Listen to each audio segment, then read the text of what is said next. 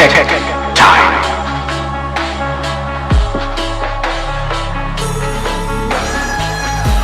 What's up everyone, back at you again with another video. Alright, so some of you are wondering if you should pick the iPhone SE over the Galaxy S10E or the other way around. Well, I'm here to help you out with that decision. Okay, so if you want those deep blacks and a full 1080p screen, then a 5.8-inch screen on the Galaxy S10e might be the better option for you.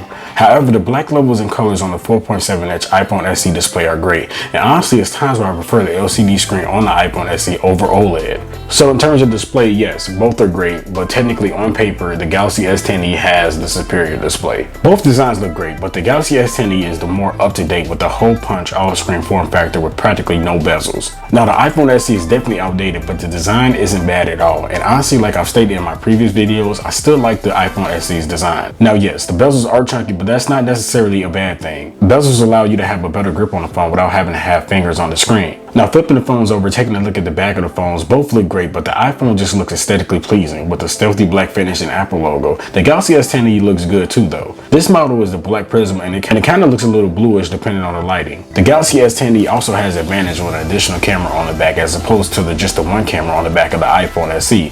But for me, the iPhone SE looks better. Both phones also have fingerprint readers. Now the fingerprint reader on the iPhone SE is in a better placement being on the front of the screen, whereas with the Galaxy S10e, the fingerprint reader is located on the right side. Now being left-handed, the fingerprint reader never bothered me on the Galaxy S10e. I typically just use my index finger and then bam, I'm in. But for both left-handers and right-handers, the iPhone SE fingerprint reader is more ideal. Speaker quality is great on both.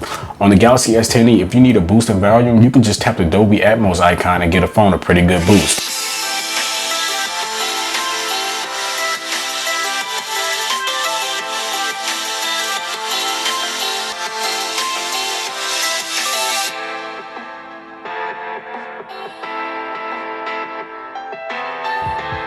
The iPhone SE, or I should say iPhones in general, have always been a great balance in the speaker department, so you really couldn't go wrong with either of the phones when it comes to speakers.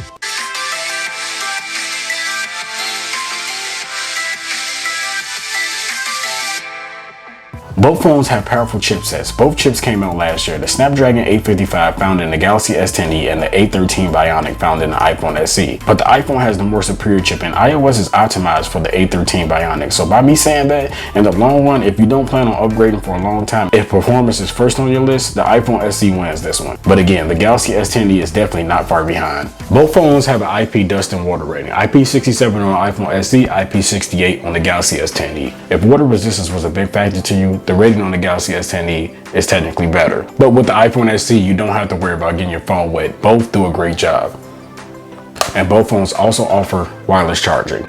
The Galaxy S10e comes with 6 GB of RAM and 128 GB of base storage with the addition of micro SD card support. Now on the iPhone, it basically comes with half of what the Galaxy S10e comes with. That's 3 GB of RAM, 64 GB of base storage, and if you wanted more storage, expect to be paying $50 to $100 more from the base price.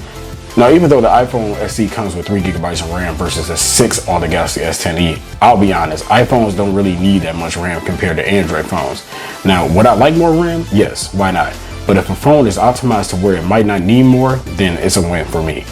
The Galaxy S10e also has a headphone jack. For some, I know that's still a big deal. For me, it's a plus having it because say if I do need to plug in a mic or something, it's much more of a relief in the heat of the moment than having to have a backup dongle of some sort. That being said though, I've switched to wireless headphones a long time ago, and if you ask me could I go back to wired headphones long term for everyday activities, I'll tell you no. So not having a headphone jack on the iPhone SE for me is not an issue. If this is an issue for you, then the Galaxy S10e might be the better choice. The Galaxy S10e has a 3100 mAh battery, whereas in the iPhone SE, the battery is only 1800 mAh, which is significantly small. Now, in real world use, both gets me through the day for my usage. Both are about the same, but where the iPhone SE really shines is the standby time, because if you're not on your phone that much, the Galaxy S10e battery still could drain, but the iPhone SE will pretty much be at what you left it at. So this one is a draw. This one really boils down to personal preference. Both take good photo and video straight out of its own camera apps. But for me, iPhone SE takes the crown. Now given, yes, the Galaxy S10e is a year older than the iPhone SE, the iPhone SE does have a better advantage here. Samsung processing has always had that beauty effect, which is something I personally don't like too much. Sometimes it can make the photo look nice, but most of the time the image is too soft and fake looking. Installing Gcam on the Galaxy S10e does help though, and can actually compete with the iPhone SE if you ask me. And the Galaxy S10e also has an ultra wide angle lens, which the iPhone SE does not. But I will have to say, if video is what you're looking for in a phone, then the iPhone SE will be my choice over the Galaxy S10e. If you're locked into the Apple ecosystem, meaning Mac computers, iPads, Apple Watches, AirPods, you name it, then hands down, if you're iffy on trying Android, you should get the iPhone SE. Now, if you like to customize your phone and freedom to pretty much do whatever you want on a phone like a PC, which, I mean, Apple has definitely gotten better at that, the Galaxy S10e, aka Android, is still the best option. If you want long software support, I'm talking 4+ years, get the iPhone SE. Now, the Galaxy S10e will still get updates, but it usually takes a while for the updates to happen. So if you plan on upgrading within 2 to 3 years and Android is more up your alley, then I say go with the Galaxy S10e. Okay, so now you're probably wondering, well, you talk about all that, but what's the price? The iPhone SE starts at $399 and goes all the way up to $549. Now, on the Galaxy S10e, Samsung.com has it on sale for $399 at the time of this video, which between the two is the better deal. Now, I got mine off eBay in great condition for about $350. So even if you don't get it for $399 brand new, you should still be able to find a good condition one on eBay for well under $350. So yes, in terms of price and what the Galaxy S10e offers, is hands down the better option over the iPhone SE. So here's the verdict. For me personally, I would choose the iPhone SE over the Galaxy S10e, but that doesn't change the fact that I still love Android.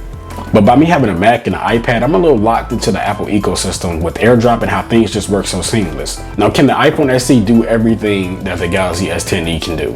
Well, in theory, yes, but the limitations of iOS, which things have gotten better, I'll say, whereas on the Galaxy S10e, you pretty much can do what you want without the need of jailbreaking it. So if that's something that concerns you, the Galaxy S10e is the way to go, but you really couldn't go wrong with either one of these beast phones. But let me know what you think. Put it in the comments, and while you're at it, hit that subscribe button and ring that bell so you get notified when I upload. As always, salute to the flag. It's for the love of tech, and I'm gonna catch you on the next one. Peace.